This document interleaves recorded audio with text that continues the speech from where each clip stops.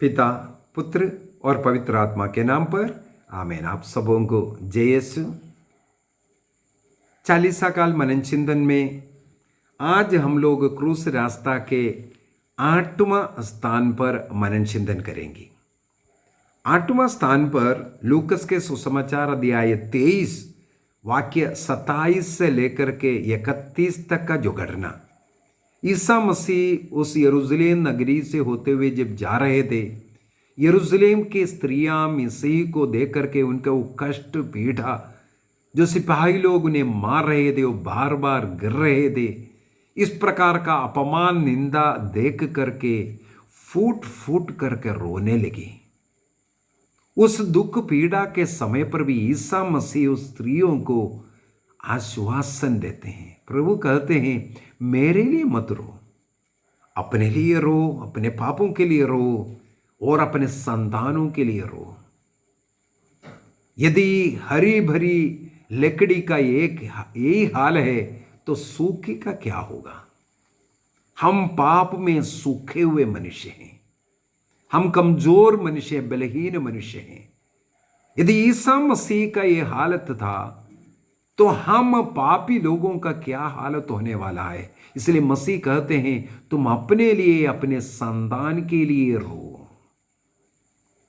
Catholic कलीसिया के धर्म शिक्षा ग्रंथ कैटेकिज्म ऑफ कैथोलिक चर्च के अंदर विवाह का 3 उद्देश्य लिखा है। विवाह का उद्देश्य सबसे पहले पति पत्नियों का जो प्रेम जीवन, शांति का जीवन, उस प्रेम जीवन में संतानों की सृष्टि करना दूसरा लक्ष्य है। उन संतानों को ईश्वरीय ज्ञान में पालन पोषण करना तीसरा उद्देश्य है। इन 3 उद्देश्य विवाह के पीछे हैं। लेकिन हम वैवाहिक जीवन, पारिवारिक जीवन जीने वाले इन तीनों उद्देश्य अपने जीवन में पूरा नहीं करते। इस कारण पति पत्नियां आपस में लड़ते हैं, अलग रहते हैं। पति पत्नियों का जीवन प्रार्थना भक्ति का धार्मिक जीवन ना होने के कारण उनके संतान का जीवन भी इसी प्रकार बिगड़ा हुआ जीवन, ईश्वरीय ज्ञान उन्हें नहीं प्राप्त है। प्रार्थना भक्ति घर में नहीं होने के कारण, पारिवारिक प्रार्थना घर में नहीं होने के कारण और नियमित रूप से गिरिजा नहीं जाने के कारण बच्चे ईश्वर को नहीं जानते हैं, उस मुक्तिदाता को नहीं जान पा रहा है। माता पिता का गलती, जब बच्चे गर्भ में जन्म लेते हैं तब से बच्चे के ऊपर हाथ रख करके प्रार्थना करना, जन्म ले लिया गोदी में रख करके प्रार्थना करना, जब वो साइड में बैठने लायक है साइड में बिठा करके रोज पारिवारिक प्रार्थना हो, पर्सनल व्यक्तिगत प्रार्थना हो। बच्चे इस प्रकार बचपन से प्रार्थना का अनुभव में बढ़ना चाहिए। जब बच्चे चल करके जा सकता है पैदल, उस समय पर हाथ पकड़ करके उन्हें गिरजा ले जाइए, चर्च में बिठाइए, प्रार्थना सिखाइए। प्रार्थना करना उनको देखना है, सिखाना है। लेकिन अनेकों बच्चों को गिरजा लेके जाते हैं, बाहर खेलने के लिए छोड़ता है। ग्लूकोज का बिस्किट पैकेट भी मिलता है बच्चों को, वो खेलते, अन्य बच्चों के साथ खेलने का समय चर्च का समय बनता है। बच्चे इसलिए ना घर में प्रार्थना देखते हैं ना चर्च में देखते हैं। इस कारण बच्चे जब बड़े होते हैं ना चर्च जाते हैं, जाएगा तो भी पाप के लिए जाते हैं, पाप विचार के साथ जाएगा। इस प्रकार के युवक युवतियां ईश्वर से दूर होते हैं। आज अनेकों माता पिता अपने बच्चों के प्रति रोते हैं। कारण क्या है? समय पर संतानों को ईश्वरीय ज्ञान नहीं दिया।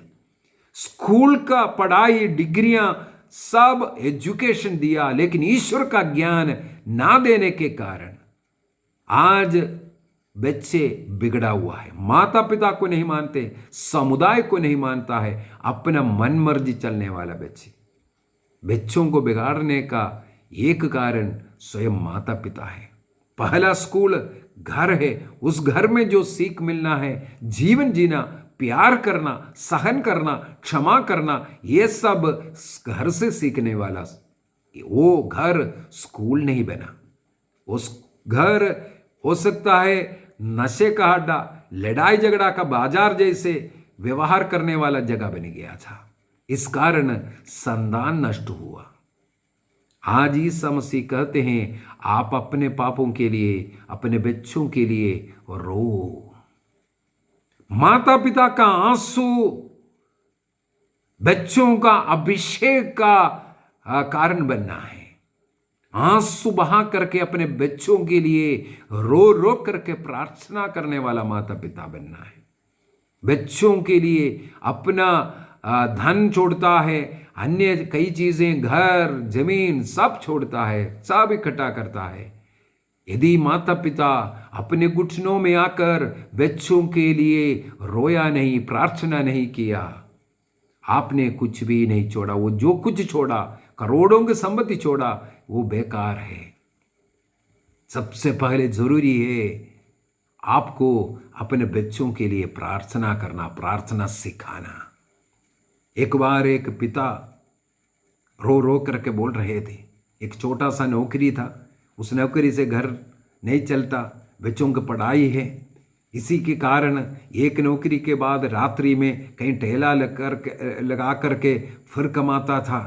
ऐसे दिन रात मेहनत कर कर करके बच्चे को पढ़ा लिखा करके वो बड़ा अधिकारी कहीं बना। लेकिन अभी माता पिता काम करने लायक नहीं, उनके पास पैसा नहीं। जो पैसा वाला जो बेटा है वो एक भी पैसा नहीं देते, मदद नहीं करते, माता पिता की चिंता नहीं करते। क्या कारण है? केवल पैसा कमा करके बच्चों को देने के लिए दिन रात मेहनत किया। कभी बच्चे को बिठा करके प्रार्थना, चर्च लेकर जाने के विषय में नहीं सोचा। पैसा कमाना, इतवार को भी पैसा कमाएंगे, प्रार्थना, पारिवारिक प्रार्थना नहीं, क्योंकि रात्रि भर कमा रहा है, कमाना है, बच्चों को पढ़ाना है, लिखाना है, बच्चों के लिए धन इकट्ठा करना है। इसमें यही खो गया। संतान को जो चाहिए था, जो ज्ञान चाहिए था, वो नहीं दिया। इस कारण वो बच्चा बर्बाद होता है। यदि उस पिता के हाथ का जो निशान है, काम कर कर के, मजदूरी कर कर के जो निशान हाथ में पड़ता है, चेहरा पड़ता है, वो अगर घुटनों में होते, अर्थात घुटनों में रह करके अपने संतानों के लिए प्रार्थना किया होते, इस प्रकार का बच्चा कभी नहीं होगा। माता पिता बच्चों के लिए रोना है वाला, उनके आंसू बच्चों के लिए जो रोते हैं, प्रभु के सामने गिड़गिड़ाते हैं, वो आंसू बच्चों के लिए अभिषेक का पानी बन जाता है, होली वाटर बन जाएगा। माता पिता बच्चों का अपमान, निंदा के कारण, दुख के कारण नहीं, बच्चों के लिए प्रार्थना करते हुए जो रोने वाला आंसू बच्चों के लिए अभिषेक देने वाला होली वाटर बनेगा। जो माता पिता ये नहीं करता, अपने संतानों को खोता है। निर्णय कीजिए, हमारे घर में रोज पारिवारिक प्रार्थना, परिवार मिलकर के चर्च जाना। आजकल इस लॉकडाउन के कारण, कोरोना के कारण अनेकों लोगों को भगाना मिल गया चर्च ना जाने का। कोरोना के पहले कोई ना कोई ऐसा कारण ढूंढते थे, नौकरी है, नहीं तो थक गया था, नहीं तो सो गया था, नहीं तो बारिश था, नहीं तो ठंड था, कुछ ना कुछ बहाना ढूंढ करके चर्च प्रार्थना नहीं करता था। आज कोरोना एक अच्छा बहाना मिल गया, अच्छा बहाना मिल गया। झूठी बहाने से बढ़ करके एक सच्चा बहाना मिल गया। लेकिन गिरजाघर खुला है, हमें निर्णय करना है, चाहे कोविड होने दो। आज मेरे लिए एक गिरजा खुला है, प्रभु मुझे बुला रहा है, मैं और मेरा परिवार रोज चर्च जाऊंगा, प्रार्थना जाऊंगा, मेरे घर में पारिवारिक प्रार्थना होगा। ईसा मसीह आज कहते हैं, उस दुख पीड़ा क्रूस उठाते हुए तुम्हारे लिए, तुम्हारे संतान के लिए रो। हमें रोना है, अपने पापों के लिए हमें रोना है, अपने बच्चों के लिए हमें रोना है।